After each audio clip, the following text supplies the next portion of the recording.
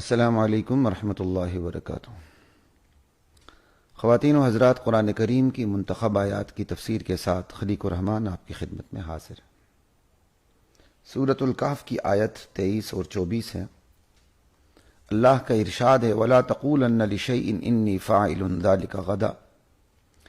میرے نبی، کسی بھی معاملے میں کسی سے آپ نے وعدہ کرنا ہو اور کوئی کلام کرنا ہو تو آپ کسی بھی معاملے میں آپ نے ہرگز یہ نہیں کہنا کہ انی فاعل ذلک غدا، کہ میں یہ کام کل کروں گا، مستقبل میں کروں گا۔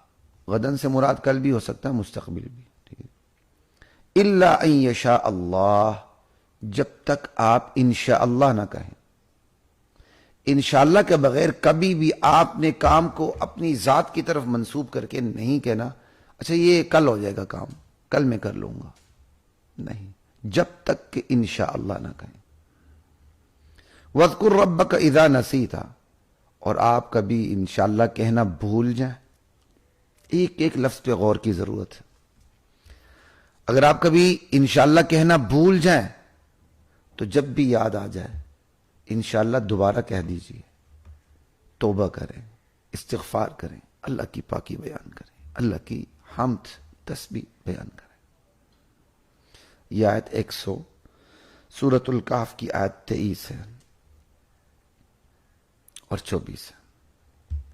حضرات محترم، 15 سپاروں تک قرآن کریم کے نصف تک میں نے کوشش کی اپنی بساط کے مطابق کہ زیادہ سے زیادہ اہم ترین آیات پہ میں آپ سے بات کر سکوں۔ اب ہماری ٹرانسمیشن کے بھی بس چند دن رہتے ہیں، ختم ہونے کو ہے، تو اس لیے میں آگے تفصیل سے بات نہیں کر سکوں گا۔ آج میں تفسیر کا انداز مکمل طور پہ بدل رہا ہوں۔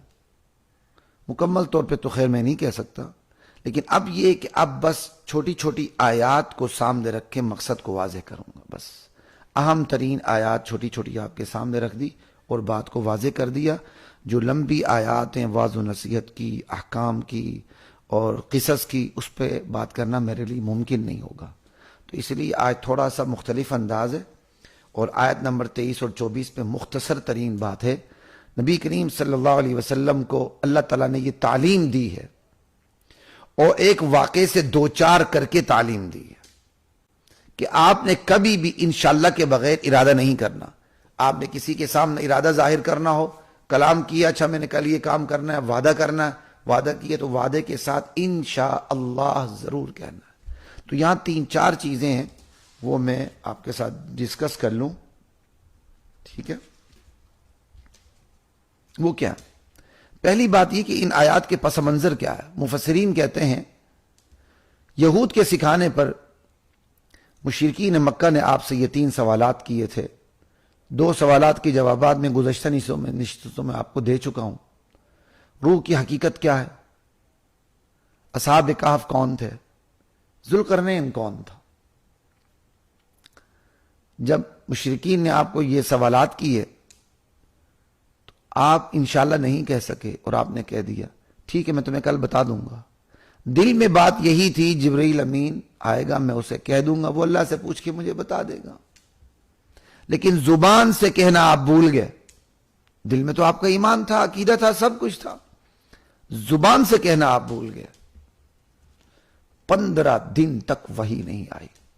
آپ اندازہ کر سکتے ہیں اللہ کی حاکمیت کا، اللہ کی غیرت کا، اللہ کی لا شریک مشیت کا۔ افسوس یہ خطہ اللہ کی توحید کی حساسیت کو آج تک نہیں سمجھ سکا۔ اس لیے نہیں سمجھ سکا، اس طبقے کے مولویوں نے بھی اس طبقے کو اللہ کے قرآن سے دور رکھا ہوا ہے، اور علماء سو نے نہیں، جو علماء حق ہے انہوں نے بھی دور رکھا ہوا ہے۔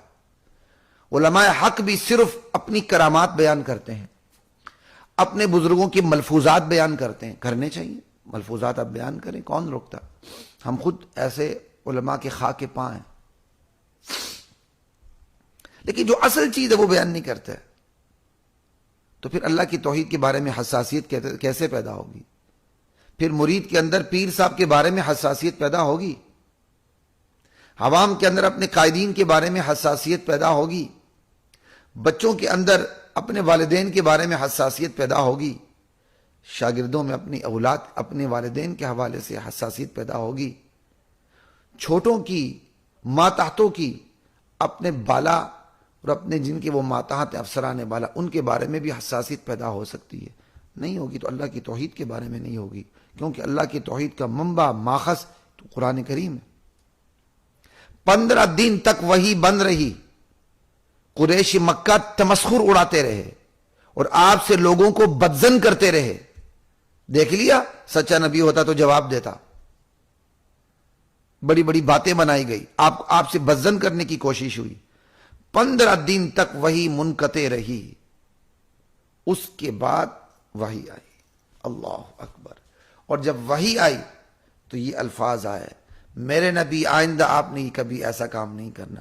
ہرگز لا تقولن، نون تاکید ثقیلہ ہے جو انتہائی تاکید کے لیے آ رہا ہے.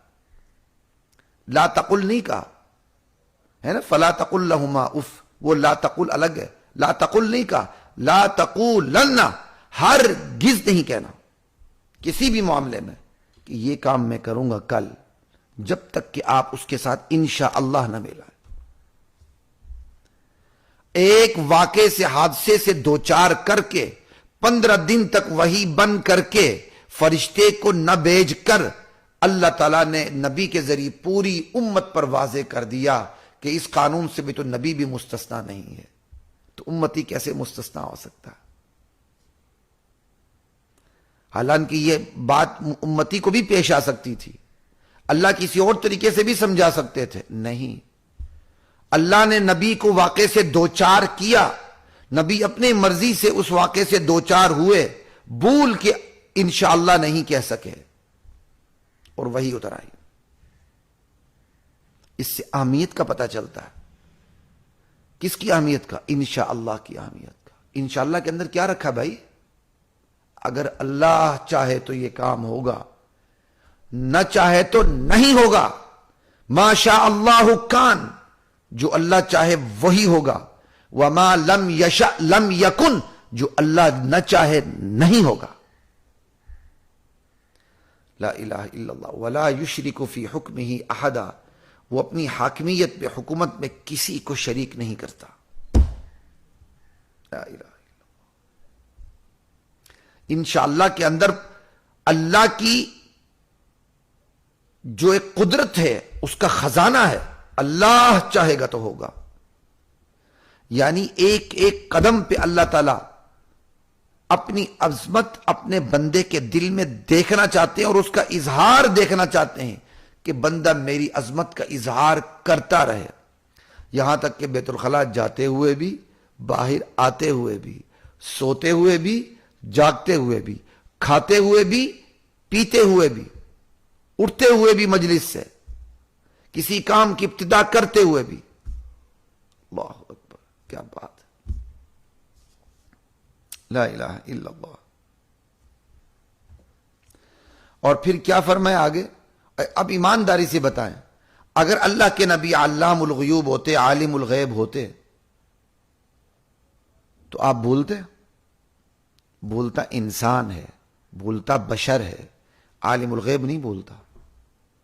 اور پھر آپ کو یہ بھی اللہ نے ارشاد فرمایا کہ آپ دوبارہ انشاءاللہ کہہ دیا کریں جب انشاءاللہ کہنا بھول جائیں. اذا نسیتا، کیا ترجمہ کریں گے اس کا؟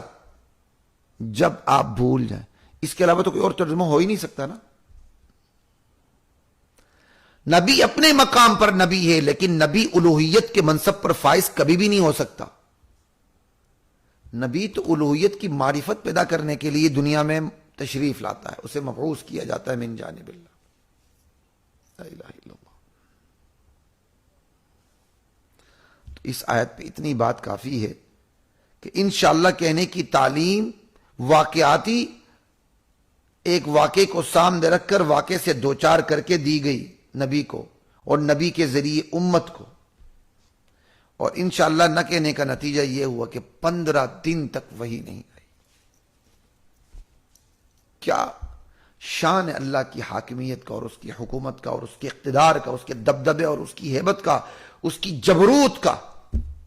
سبحان ذی الملک والملکوت. سبحان ذی العزت والعظمت والکبریاء والجبروت، سبحان الملک الحی الذی لا یموت، لا الہ الا اللہ۔ جب تک اللہ کی قدر دل میں نہیں بیٹھتی، اللہ کے نبی کی قدر دل میں نہیں بیٹھتی، اللہ کے نبی کی قدر دل میں نہیں بیٹھتی تو اللہ کے نبی کے سینے اطہر پر جو تعلیمات نازل ہوئی ہیں وہ بھی دل میں نہیں، ان کی قدر بھی دل میں نہیں بیٹھتی۔